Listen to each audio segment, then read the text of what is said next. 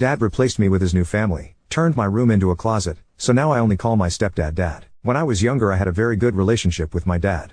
My parents divorced when I was an infant, but I spent weekdays with my mom and weekends with my dad.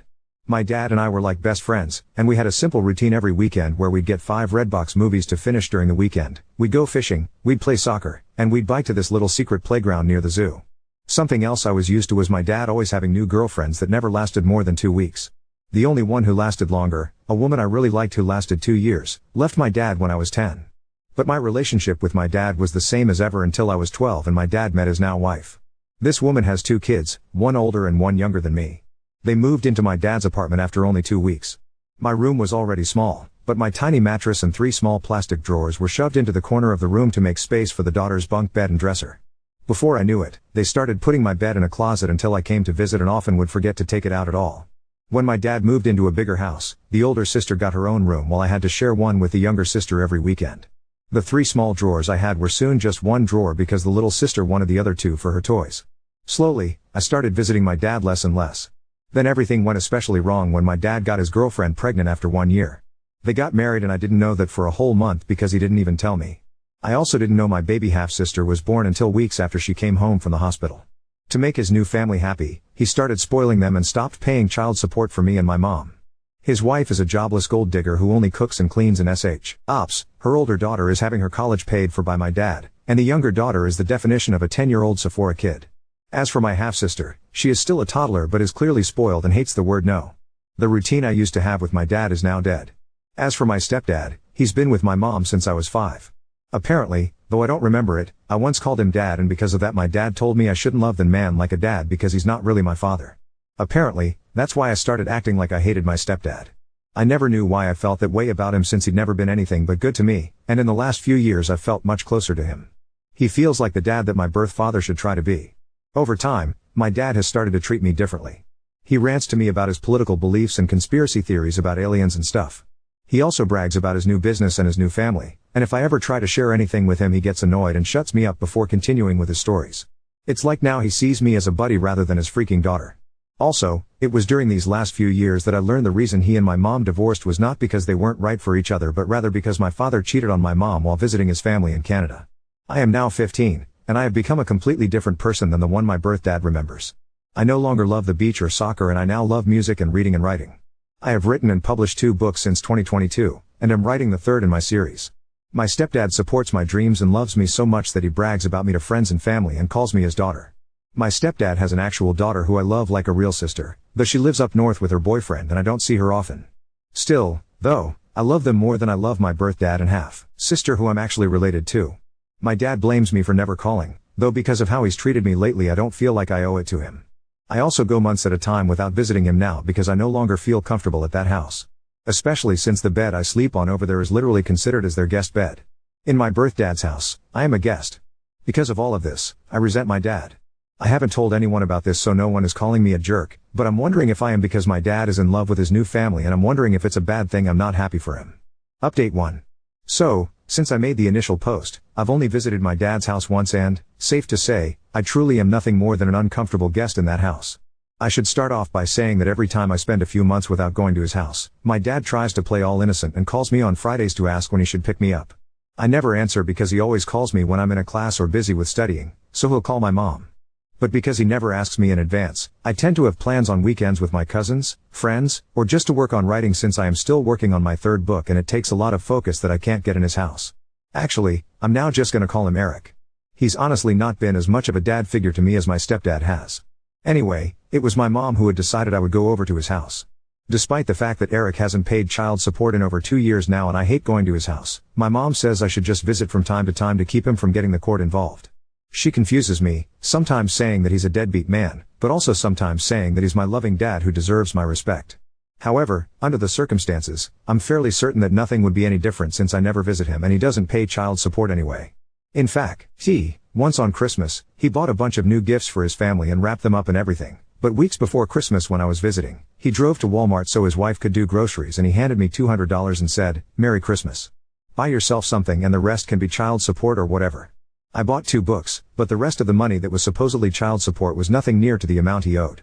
I have told my mom I would be happier if he lost custody of me and my stepdad adopted me, but she thinks that's too extreme and says, he's still your dad. He deserves your respect and love. Now, about the weekend I visited him, from the minute Eric picked me up, all he talked about was his new family. He talked about the older sister and her boyfriend, the younger sister and the shopping she does, and my half-sister who can now talk a little bit. I stayed silent the whole ride until he asked me a question about my school, and when I answered his question he got frustrated and went into a conspiracy theory rant. I tuned him out for the rest of the drive after that. The rest of the weekend wasn't any better.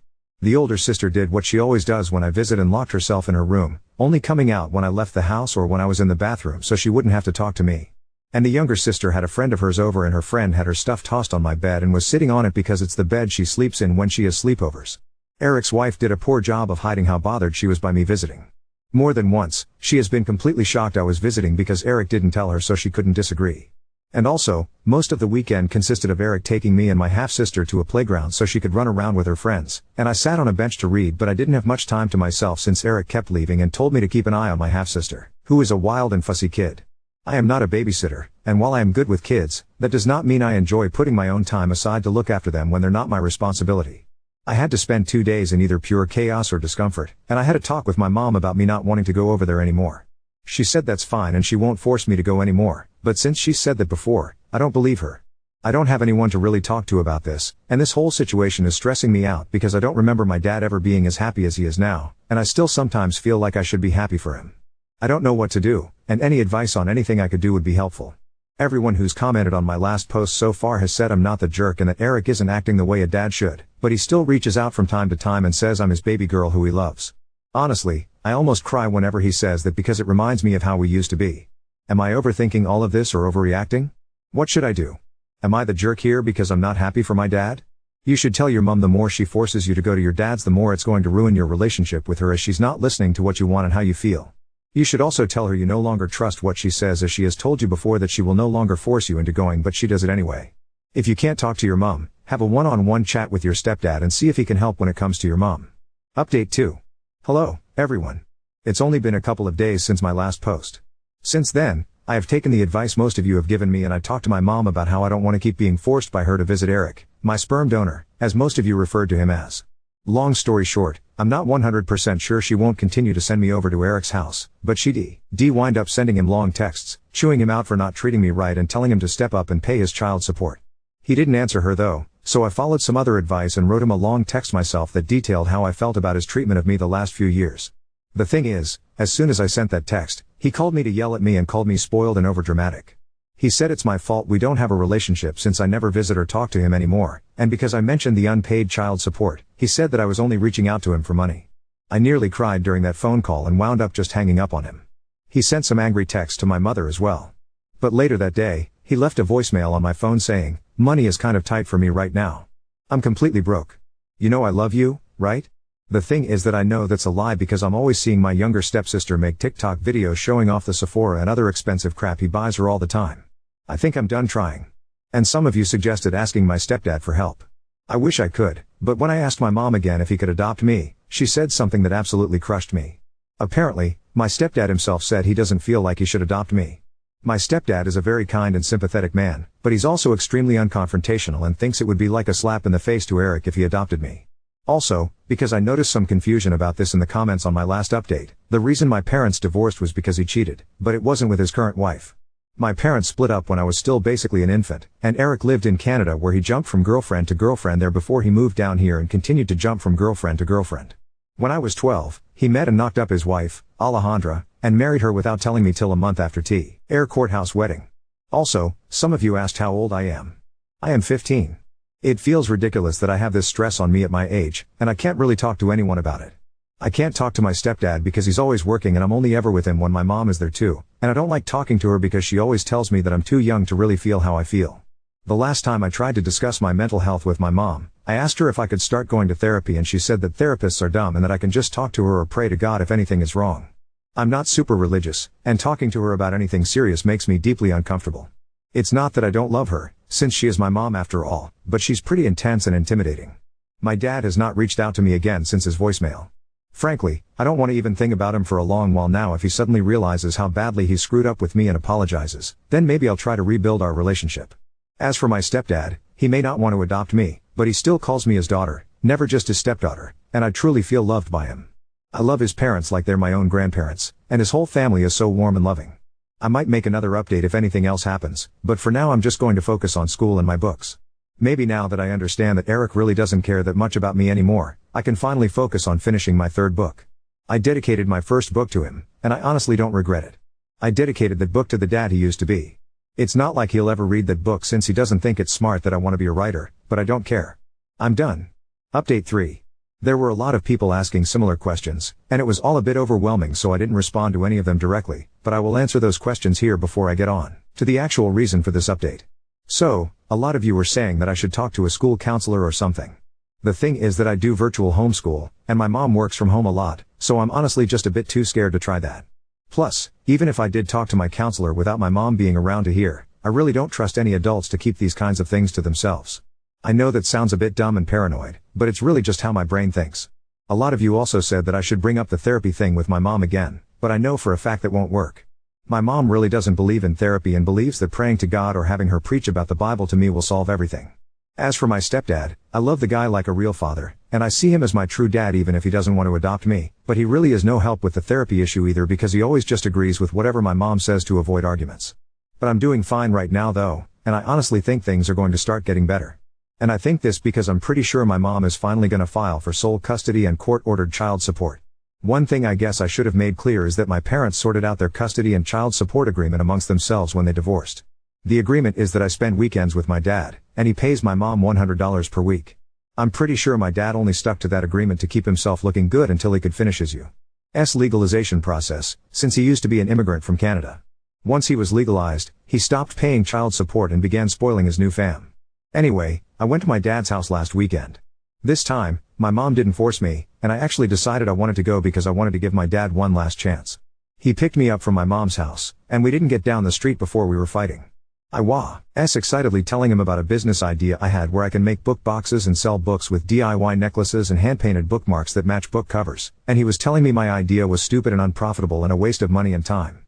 It was an hour-long drive to his house, and he was getting political or angry over every little thing I said. When I told him I was thinking about applying to colleges like Harvard or University of Chicago in the future, he began to yell about all the dangerous Cuban and Mexican immigrants in Chicago and began saying that Harvard is a waste of time since it's just as good as any other college, but rich people go there, which is why it's so famous. I wound up yelling at him that he can't act so high and mighty over non-white immigrants because he was also an immigrant not too long ago. Also, I never understand why it is my dad is always so racist about Hispanic people when my mom and his current wife are both Latinas. He went on one rant after another, and I was so sick of it that instead of staying quiet like always, I actually argued back. Because of that, my dad spent the whole weekend complaining about my bad attitude. I told my mom about all of this. I think the final nail in the coffin that finally pushed her to want sole custody was when I told her about a rant my dad went on about the difference between men and women. I wound up memorizing and writing down everything he said and texted it to my mom. I asked her not to talk to him about it, but she was pissed at him. Here are some of the things he said. 99% of women want to latch on to rich men. Nearly all women are greedy and unloyal. Men don't like successful and independent women because they're prideful and bossy. It's more important for a wife to respect her husband than it is for him to respect her. It is wrong for wives to make more than their husbands, and so much more. And then he smiled and said, "But you're the exception, pretty girl." There was so much more that happened just last weekend, like him saying some of my guy friends don't count as real men since some of them are gay, and trying to tell me my summer volunteering opportunity in DR is a bad idea since the people there are different, even though my mom's side of the family comes from there. I won't list every annoying thing he did, and I'm finally done. This was his last chance, and he blew it. I just want to say I'm pretty sure my mom is not sending me over anymore. She spent all morning looking for my birth certificate because she's wondering if she needs it for court. She wants to get me full-time, and if my dad paid child support. At the moment, he owes a lot of child support, and having him contribute financially would help me so much with preparing for college. Also, I did not mention the names of my books in the other posts. I didn't share them because I didn't want a bunch of internet strangers seeing my social media tags at the back of the book, but I will share the titles with anyone who DMs me. I will probably make another update if anything else happens. Hopefully, my next update will be after we've gone to court. You are not the jerk. Divorces and parenting are complicated. Your bio dad sounds like a real jerk. He is utterly and completely failing you. I understand why your mom and your stepdad are trying to help you have a relationship with your bio dad. It's one of the things parents are encouraged to do in divorces, because most of the time it's better for the kids. And if your parents had a court order that gave your bio dad visitation on the weekends, then she could be in trouble if you didn't go to your dad's. For your stepdad, He can't adopt you unless your bio dad's parental rights are terminated by a court. And if bio dad fights it, it would be a mess. SD's reluctance to pursue the kind of court battle while you are still legally a minor, actually makes sense and, I would strongly bet, has nothing to do with his feelings for you. He shows his love for you and your place in his heart every day. You don't need him to adopt you for him to be your father. He already is. Please don't let his concerns about the legal mess trying to adopt you would be make you think he loves you any less. I'm glad your mom is going to go for both full custody and child support. Your bio asshole needs to be held accountable. I'm so sorry for you that you lost your bio dad. He may still be alive, but the father he was is dead. But you did nothing to cause it. He's just putting all his energy into the woman who, I'll say, meets his physical needs and leave it at that. It's an unfortunately common problem.